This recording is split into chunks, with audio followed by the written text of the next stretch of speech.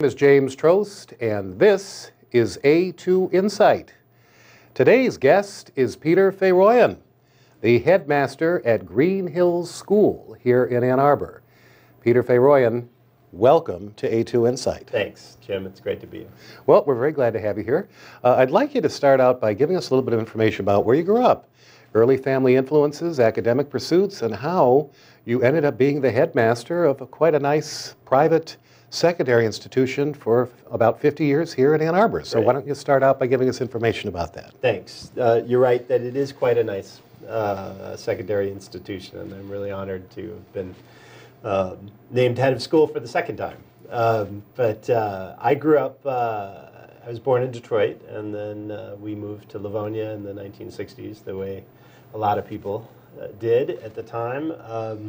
I am the fifth child of a traditional Armenian family that, like a lot of Armenians in the 10s and 20s, came over here to this country to flee a genocide, and so I say that because moving to Livonia after my father went from New York City to Detroit, and my mother, and then raised a family, this commitment to what a community could do for a family was really strong in mine. My dad was a strong union guy. He was a graphic artist. My sisters, most of them pursued careers in music, and very much involved in the Musicians Federation and union. So I grew up in a household that was very committed to community and very committed to public schools in particular, which we were all products of public schools. And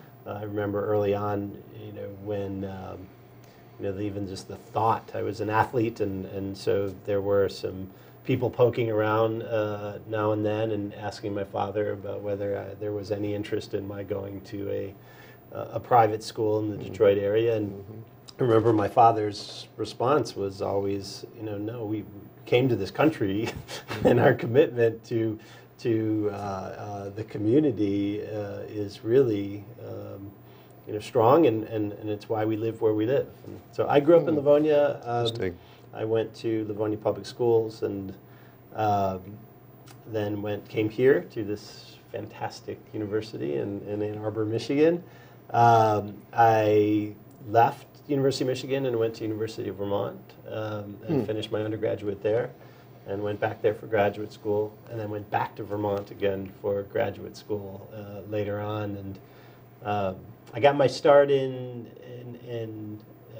independent schools just by chance. I was living in the area and doing my graduate work back in Vermont, and somebody connected me with somebody involved at Cranbrook Schools in Bloomfield Hills, Michigan. My first experience not only with independent school education, but also boarding schools. They liked me, and I started my career there, and that's where it all took off. Now, when you say your career, did you start out as a teacher? I'd assume you didn't necessarily. But how did you? What subjects were you teaching? Sure. Yeah. So in independent schools, I'm not unusual. Most heads of schools, and it used to be headmasters back in the days, but most heads of schools, the men and women who are my peers, for the most part, aren't career administrators. We are teachers, and in fact, the word headmaster was the master teacher, because when teachers were called masters, so that the head teacher was the headmaster. And so I taught English. I started my career at Cranbrook teaching English and religion, and then coached and lived in the dorms, did pretty much everything the way young people and professionals do. They throw themselves in, and I was asked to go out to California and not just teach, but also coach and start a wilderness-based expedition program at a boarding school out there. I was very involved in outdoor education and experiential education. And so I was there for 9 years out in Pebble Beach, California, of all places. Wow. It's a wonderful boarding school called Stevenson School out there. I then became the first person in the world to ever move from Pebble Beach to Buffalo, New York. Now, why would that be so unique? What's the distinction? What's the difference between Pebble Creek and Buffalo as such a unique experience? I just, I love Buffalo. It was sort of my adopted hometown, but it has a "Kick Me" sign on the back of it a little bit, and yes, they're very different environments, Pebble Beach and Buffalo. But I went there because there's a fine school called Nichols School, which is a day school, old day school there that needed an academic leader, and I at that point I'd taken some administrative positions out in California, and I wanted to cut my teeth as an administrator and as being a leader of the faculty. That was a fantastic experience, and that's when Greenhills hired me the first time. All right. Well, now let's move into a varied experience. I think just the difference between being in a secondary day school as opposed to a boarding school, because I would think there are different elements, and maybe we can get to that at some point. But sure. But first, why don't you give us a little bit of history for those of us who are in Ann Arbor? What is Green Schools and Greenhills Schools, and how do you differentiate that from the Ann Arbor Public School, and what's its history? Yeah, sure. So you'll notice I've used. I don't say private school. I say independent school, and that's an important distinction, particularly for people. And I was one of those people who don't have an understanding of private education as an umbrella, and then within that umbrella, independent schools. So private schools are any schools that that have a governing body that makes decisions based upon what's best for their own mission. It's not they don't get public funding essentially, but that includes religious schools. It includes for-profit schools as well, and it includes schools that may have 25, 30 academies all affiliated under one roof. So independent schools is simply a descriptor of schools that have one board of trustees, that have a singular mission, and don't get any government funding, don't get any funding other than tuition and philanthropy. And it's a self-perpetuating board of trustees. They don't answer to anybody else. And there is what's called the National Association of Independent Schools. So there are about 2,800 independent schools in the country. But there are many more private schools, obviously, outside of that. So that's the distinction between independent and private. Greenhills began, not many people know this, but it started in 1968. Its first year was in 1968. But as you can imagine, the beginnings of the school occurred earlier than that, because you can't just sort of click your heels and the school pops up. So there's a lot of work that was done by members of the community to start Greenhills. But it began basically because the University Lab School closed. University of Michigan had for many years the way in which many universities, University of Chicago is the most famous, lab school, had a teaching school, a school where people involved in education would teach in the school. It was a lab, if you will. And it served kids in this area really well. It wasn't a public school, but it was affiliated with the university. That closed, and there were a number of people that really were looking for an alternative to the public schools that University Lab provided. So that was the stirrings, and then there was a group of people that had independent school in their background who lived here, who were affiliated with the university also, as well as people in local businesses and organizations. And they just got together, and they were these incredible social entrepreneurs that got the land, got the right leader in Ed Reed. I was talking with you about him with you earlier, and started in 1968 with 64 kids in this Alden B. Dow designed school that is probably 30% of the school's footprint right now. Oh. Well, now that's interesting, because I think a lot of us didn't realize that there was, and this is just historical. I've been to the Chicago Lab School, and that's one of the few that remains. So the original founders were mainly those that had either kids in the Michigan Lab program and decided, were they educators themselves, or how did No. this group? This is just more as more of a formulation question. The school closes, and you've got 64 kids starting, and I know how difficult it is to start an institution. Who were the I mean, how did they come together? They weren't just University of Michigan faculty. Who were No. these founders? I think, neighborhood has a lot to do with it. Some of these people lived in the same neighborhood. There were some doctors, there were some lawyers, there was some local business owners, and it's Ann Arbor. I don't, in that sense, that's what I love about Ann Arbor. I don't think it's changed a lot in 50 years, right? I've lived here now for 6, 7 years, and I know a lot of people in Ann Arbor. And so the answer to your question is you just live here, and it's a place that likes to talk about education as well. So I am sure that around the sort of in the summer festival, if it existed back then, or in the streets or anywhere, people were talking about education, and then like-minded people got together. And they did their homework. They went back east, where whence many of these people came, and interviewed people at schools, different independent schools, no boarding schools, all day schools.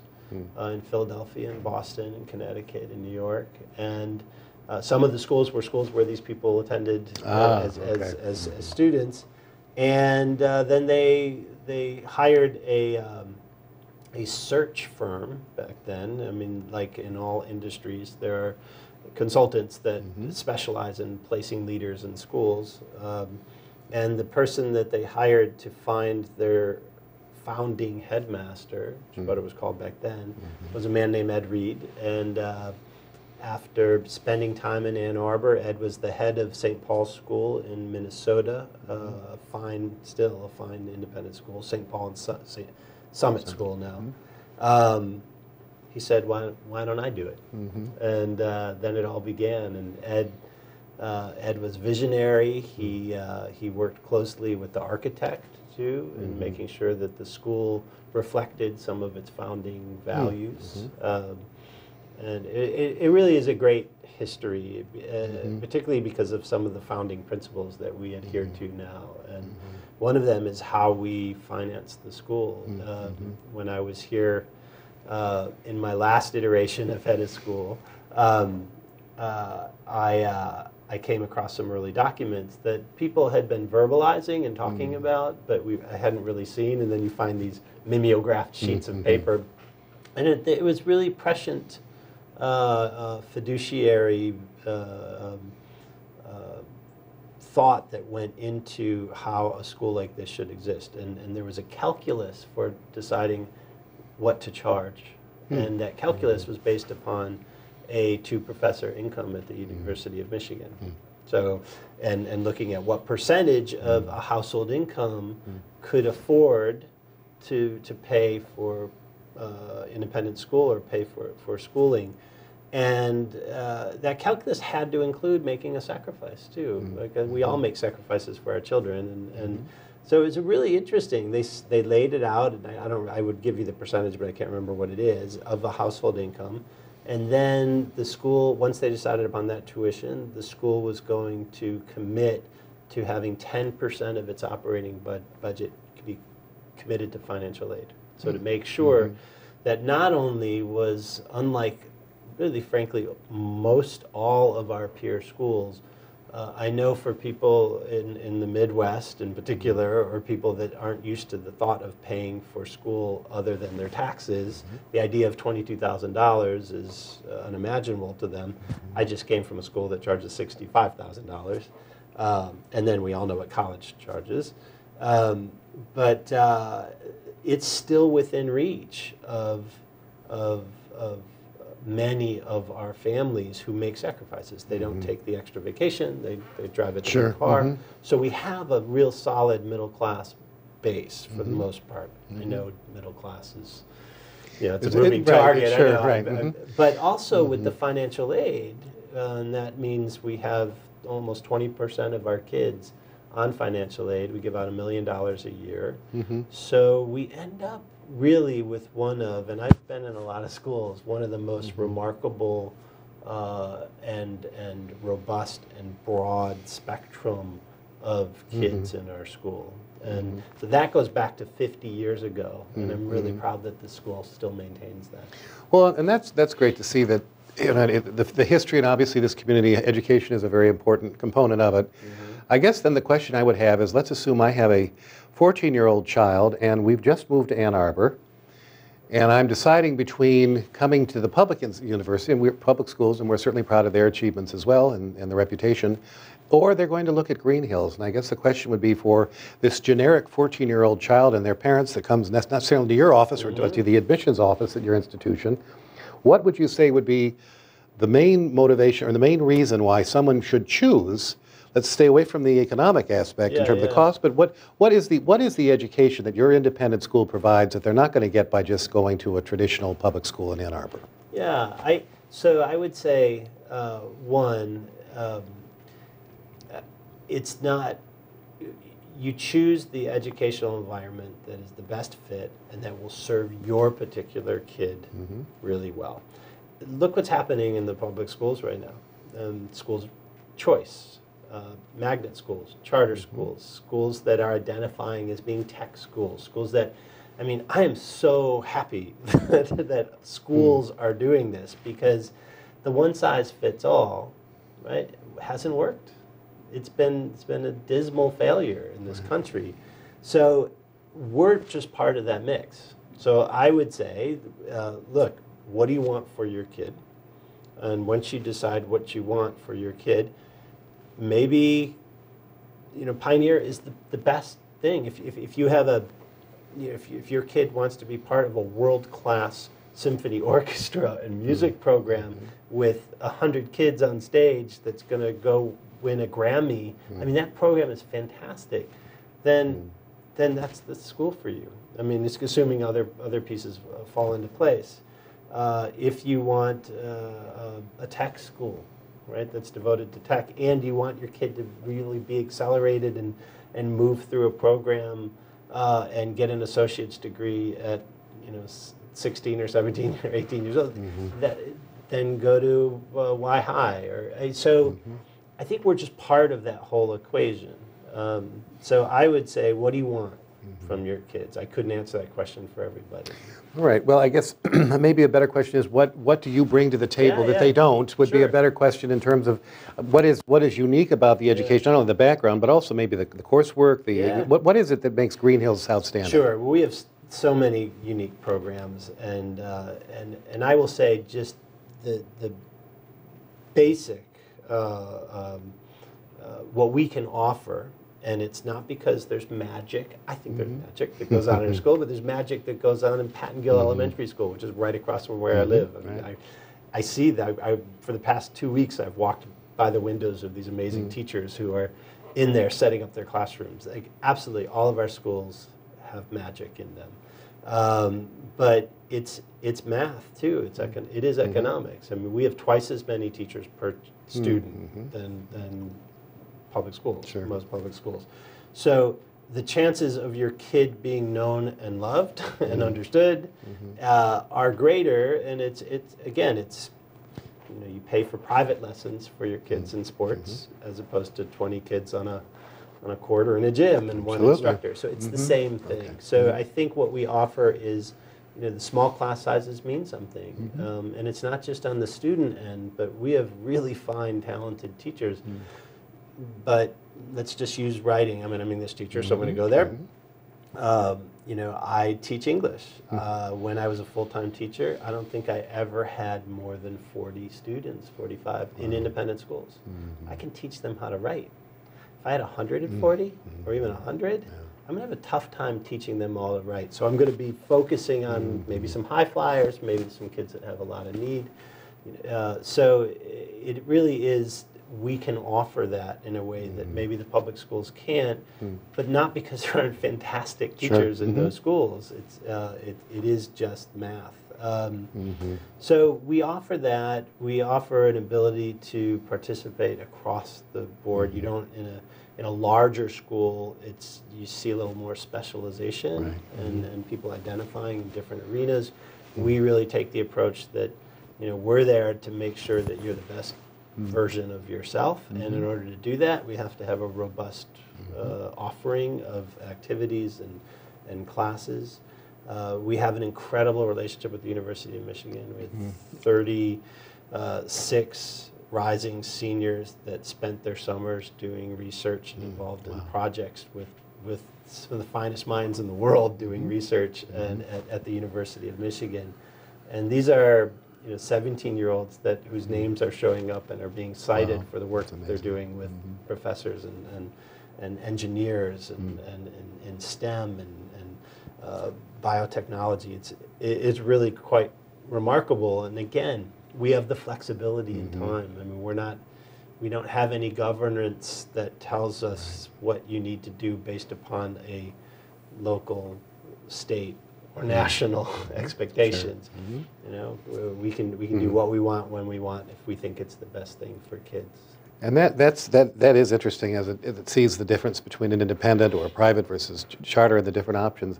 I guess the question is, you've been around for a while, and I talked about this with a professor at a university.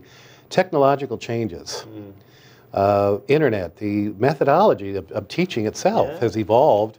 What would you say is the main difference? Let's just take it from a teacher in terms of how do you conduct a classroom today with the advent of the technology. How do you integrate that, and how do you prepare teachers for the changes in technology, let alone the students? Right. So it's a great question. I mean, so as we're sitting here, of course, this thing is buzzing and buzzing and buzzing. So everything has changed in many ways in terms of the landscape. But the basic, the way that I describe it, schools existed, universities, the one-room schoolhouse, the boarding school in Massachusetts, where I've been for the past six years. They existed because that's where the knowledge was. That's where the teachers were who had that knowledge, that got that knowledge from those institutions. It's where the books were, right? That's all changed. Everyone has access to this knowledge now. Now, it's not all great knowledge, too. It's not all accurate. It's not all factual. It's not all vetted. So the role of the teacher, the role of the mentor, in many ways, is it's just good teaching has always been good facilitating of learning.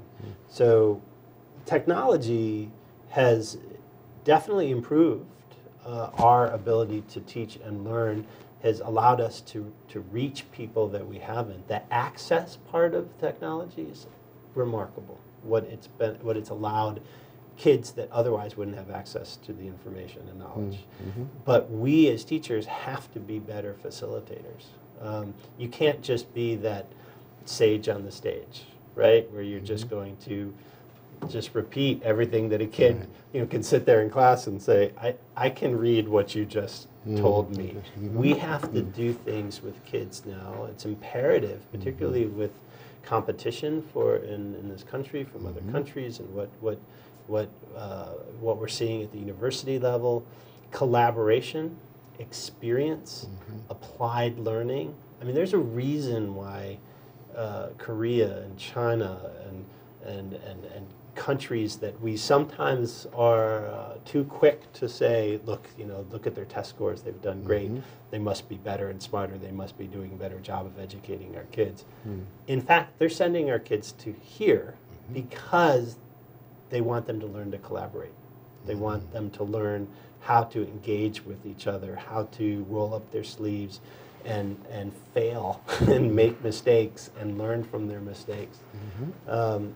It's no coincidence that, when 50-something years ago, the College Board, which governs advanced placement, right? So we're all, AP is now IB, and it's going to be two other letters in 20 years. But 50 years ago, the College Board went to a group of schools. Northfield Mount Herman, where I came from most recently, was one of them. called the 8 schools and said, hey, we have this idea about this thing we're going to call advanced placement. Okay. And it's a way to test, make sure that kids, sort of have a basic proficiency before they get into college. We want this sort of standardized way of understanding what kids have learned. And the school said, okay, we'll give it a shot. Well, meanwhile, those schools and many other schools have moved away from high-stakes testing. Greenhills 10 years ago dropped APs in science to the universal acclaim of University of Michigan. They said, we're not looking for kids who score really well. Like we can fill our school with kids who score really well, but they're not going to put a rover on Mars by scoring well. They're going to put a rover on Mars if they know how to be in a room with 10 other people and work with each other. So 50 years later, this was only a few years back, the College Board came back to these schools. I was in the room as the head of one of them, and said, we have this thing we want to do, which is portfolio-based learning, based upon mastery of concepts as opposed to just scoring well. Ways in which kids can demonstrate what they've learned as opposed to just high-stakes testing. So I'm really pleased to see all of our schools going back to what Dewey was writing about 100 years ago, which is experience education, apply your learning to real-world problems and solve them. And I think universities, this is the shift that we're seeing, I hope we're seeing, that universities and colleges want that. They want kids that can do, not just test well. Well, and that is encouraging because I have traveled many times to Asia, particularly, and their system of education is quite different than ours. It is all learning towards a test and almost over amount of energy and time spaced on not only going to school but then additional private learning. When I was a kid, elementary school, the concept, I believe the teaching philosophy was you go to school and learn and you play. Now I hear that you've got kids going home with 2 or 3 hours a night of education. So I guess with the advent of globalization, are there actually going to be curriculum changes based on how do we compete? I mean, I've seen it at the university level with the internet technology and that everyone has to get a STEM major. No one's going to study art history. What you're saying is that schools want more experiential learning from students, and at the same time, particularly in the public schools, and maybe this is just an advantage of an independent school, how a school is ranked is solely based on the scores that they receive. So how do you deal with that conundrum? Maybe you want to be the Secretary of Education or something, well, but that's just because it's easier, Jim. That's why they're doing it. I mean, the college admissions process, right? The colleges that I want my kids to go to are the ones that are going to look at my kids and not just draw the line, right? But it's easier that way. And I get it. I understand why states that are struggling with their budgets and trying to figure out communities that only have so much money and they've got all these problems in their schools and teachers that deserve to be paid more. They're looking. It's much harder to frankly do what we do in a larger context, right? So I understand why that happens, but we need to be brave, and even my school needs to be brave and sort of break down some of these structures that we've been applying to learning. And simply, if you think of it this way, we have been teaching in models that really are not conducive to teaching and learning. This mastery-based learning thing is not just the latest thing. I think it's real, and I think it is. It's simply taking kids where they are and moving them through a curriculum, and moving them through even into a vocation. It doesn't, when you and I were in high school, right, we had the car jocks, and we had the kids that were in shop, and we had the kids, and in my school at least, I graduated with 1,000 of my closest friends from Livonia Bentley High School, and, they didn't all go to college. I don't know what percentage did, but there was healthy respect for the kids that were going into trades. We lost that a little bit, and So I'm glad. But why is that? Why? I mean, it was a practical form. You had people who were, I remember that. There was a certain percentage, maybe a third, that would go on to college. You had someone in the vocational, VOTEC training, someone in the military. Does everybody, where did this all of a sudden come? Everybody has to get a 4-year degree in college. Sure. Where did this mentality develop? Well, I mean, we could spend a whole other show on that, but I have my own. So I think our greatest strength as a democracy, as a country, and what we value in terms of an egalitarian sort of making sure that everybody has access, right, is also one of our biggest challenges, and that's what we've done a little bit. Okay. But if I go back to just the structure of schools, I became a teacher because I sat in classrooms thinking there has to be a better way to do this. I wasn't seeing it, and I really wasn't learning. I showed up at University of Michigan, and I was sitting next to girls and boys who had a different learning experience, and when did you read that? How did you learn to write in that way? And so that's what piqued my curiosity about education, even back then. But even Greenhills, we're breaking out of this mold. But if you think about a day, and this is, this is a broad stroke here, but I think it's safe to say that still most of the education that occurs in all of our communities, and I'm including independent schools and private schools, there are a few brave ones that are breaking out of this. But why do you take pre-calculus at 8:50 for 40 minutes every day with that teacher and those kids? Well, if you look at all the reasons why, it has nothing to do with your learning. It has to do with, you have that teacher because that teacher teaches this class then, and that's the only time. You're with those kids because they all have orchestra here, and you're then slotted, and then this is a universal thing, right? Then you get these tracked classes, so you're with those kids. And then you're doing that curriculum because someone in Houston or somewhere is putting a textbook together, and so the state and the school board, that most of whom are not educators, right, or decide that that's a curriculum, and some university somewhere says you have to have this. So you think about everything that goes into that 8:50 on Tuesday morning, why you're there with that teacher, with those kids, and that's the most important thing about education, is that teacher and that kid. It has nothing to do with your learning.